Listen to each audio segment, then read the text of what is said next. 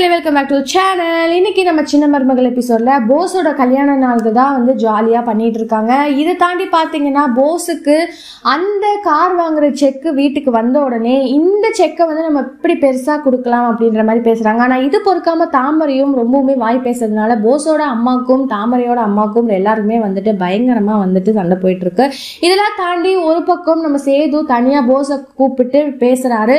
அதாவது நீங்க ரெண்டு பேரும் ஹாப்பியா இருப்பீங்கன்னு நினைச்சேன் நீயும் மலரும், ஆனா நீங்க வந்து இப்ப ஹாப்பியா இல்ல, சரி பரவாயில்ல நீ எப்பவும் போல இரு அப்படின்ற மாதிரி எமோஷனலா பேசுறாங்க. இன்னொரு பக்கம் நம்ம தமிழ் செல்வியோட ஃப்ரெண்டோட லவ் மேட்ரு என்ன ஆக போகுதுன்னு ஒரு மாதிரி சுவாரஸ்யமா போயிட்டு இருக்கு.